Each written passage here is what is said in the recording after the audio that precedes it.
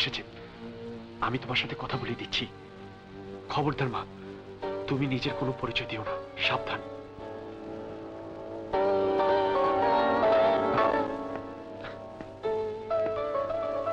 কার সাথে কথা বলছিলেন? স্যার, আমি আমার মাকে বোঝাচ্ছিলাম যাতে আমার উপর কোনো ছায়া না ফেলে। আমি নিজে বড় হতে চাই স্যার, কিন্তু আমার মা কিছুতেই মানতে চাইছে না। আপনি কি আমার মাকে একটু বোঝাবেন স্যার, প্লিজ? হ্যালো, বিকাশ পেমেন্টে 10,000 টাকার বেশি অফার। শপিং চলছে তো।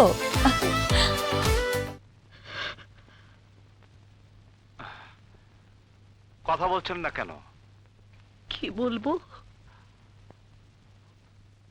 আপনার ছেলেকে স্বাধীনভাবে সংগ্রাম করে বড় হতে দিন। এই যে আমি যাদেরকে বাবা মা বলে জানতাম, তারা একদিন জানিয়ে দিল আমি আমি তাদের কেউ নই।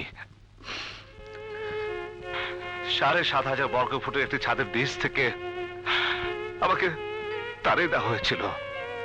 খেয়ে না খেয়ে ফুটপাতে বস্তিতে জীবন কাটিয়েছি। আমি বড় হইনি, হয়েছি। তাদেরকে দেখতে আমার ইচ্ছে করে না। যদি পারতাম তাহলে আলম চৌধুরী আর মমতা চৌধুরীকে ডেকে এনে দেখিয়ে দিতাম 7,500 বর্গফুটের ছাদের নিচে আমার একটি বাড়ি হয়েছে।